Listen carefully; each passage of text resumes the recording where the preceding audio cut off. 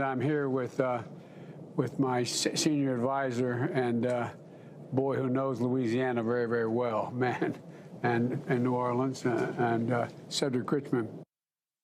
Well, President Biden there today, referring to his senior advisor, Cedric Richmond, former Louisiana congressman, by the way, in a term that many would consider a racially derogatory term toward black men. Mr. Biden faced major criticism after using the term during the 2020 presidential campaign. For reaction on this, let's bring in lawyer and GOP strategist Ford O'Connell, our panel for today, and Project 21 member and host of Money Talk with Melanie Collette, and senior RNC media surrogate Bruce Lavelle. Bruce, I'll start with you. When you saw that, heard that, your thoughts? Well, listen, I've said this many times on your show, Bob, and thanks for having me. Listen, Biden has checked out. And Jill, if you're watching this show, go get your husband. You know you propped him up. You know this man's not well.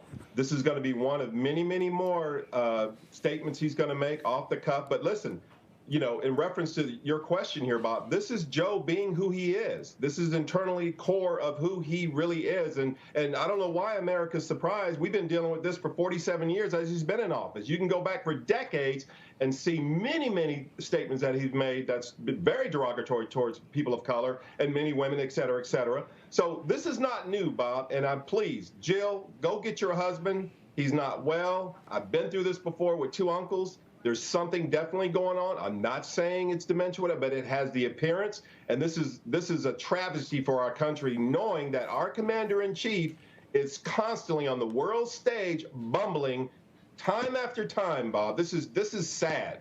Yeah. Melanie, your thoughts here. To be charitable, was he trying to be colloquial? No. I completely agree with Bruce. I have a friend who is an LPN in a nursing home, and this is very typical of older people who may have had some racist undertones in their past, and they have no filter. And this person who's an LPN happens to be African American, and he oftentimes has to deal with white patrons or clients who refer to him with racial names because they no longer have filters when that is who they are. Yep. So this is not surprising to me at all that Joe has done this, and he's going to continue to slip up, in my opinion. Go ahead, Bruce. Yeah, well, yeah, she's absolutely right. And listen, this is the world stage we're dealing with. And Joe, if you're watching me, I know a little something about New Orleans. We sent our church down there. I have the number to the Cajun Navy, deploy the federal troops out there right now as we speak, and the National Guard and the Louisiana Guard right now as we speak, you know, because you've got too much on your plate right now between Afghanistan, the Texas border being flooded, this incident that's going on right now. We're being under attack with our great American citizens and our armed services over in Afghanistan, and Lord knows what. And Bob, you saw what happened, everybody. What's going on with Little Rocket Man over there? Y'all see what he's doing? He's back to brewing his little. Listen.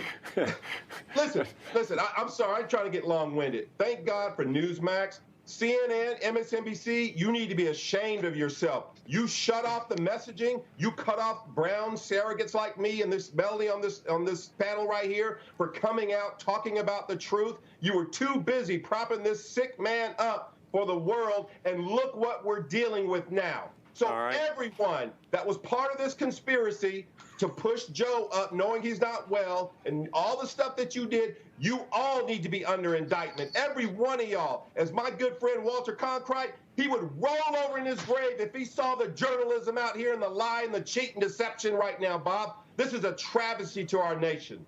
Ford, you want to follow that up? Sorry. Yeah, look, I think Bruce, I actually do. I think Bruce hit a very key point here.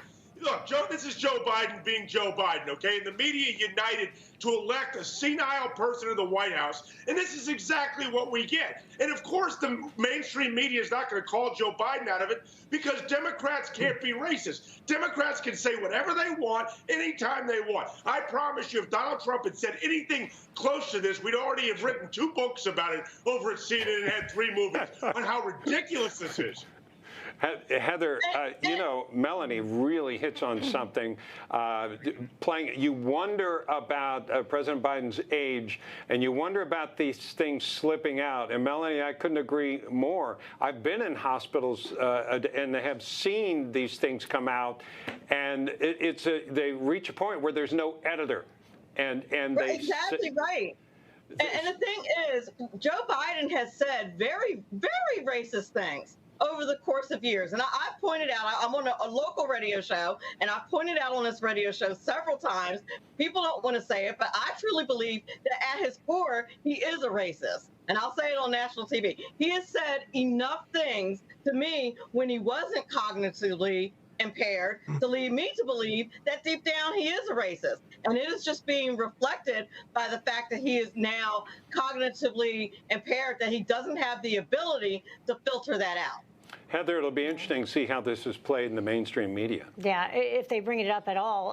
But almost immediately on social media, as you and I saw, he was getting some pushback. When it comes to social media, you're always a step ahead of me. There was some pushback. We'll see if anyone's questioned about it. You know, I think another angle of this is that, you know, not only are they doing this, they're also calling skeptics of the COVID vaccine. I think you were going to talk about a former president, Obama education secretary, referred to them as terrorists, trying to, you know, make the comparison of what's going on in Afghanistan. Yeah, Arnie Duncan, who used to work for the Obama administration. Now he's making comparisons.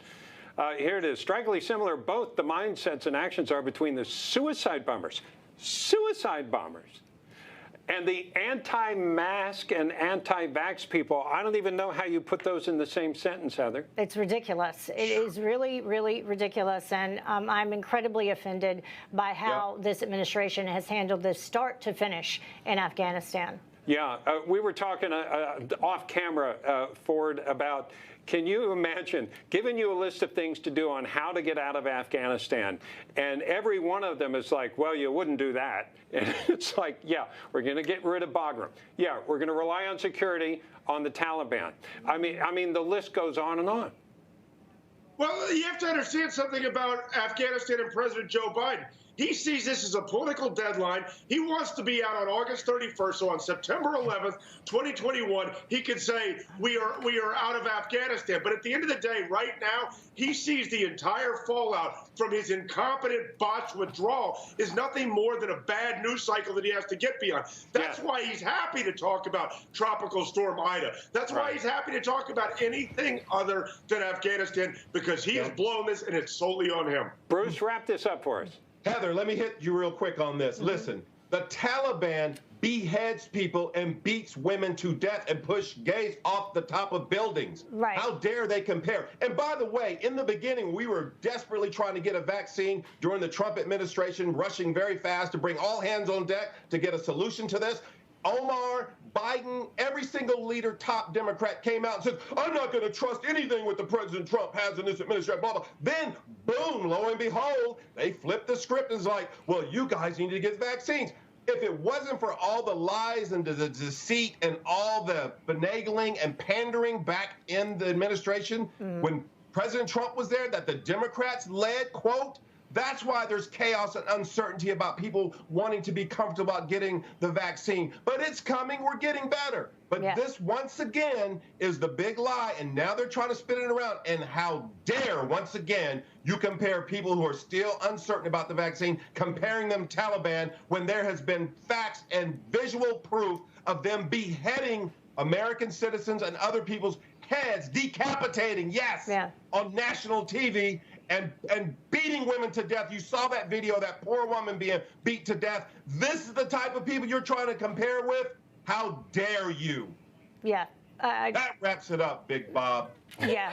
No, it really does, Bruce. 2 days ago, the Taliban burned alive 2 young women there in Kabul, and one of the people I'm trying to get out of there witnessed it.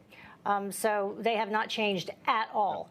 Bruce Lavelle, Ford O'Connell, and Melanie Collette stand by, because coming up, we're going to talk about people across the country as they honor the fallen servicemen and women in Afghanistan. President Biden doesn't seem to have much time on his hands, though. We're talking about the next, that and more up next when American Agenda continues.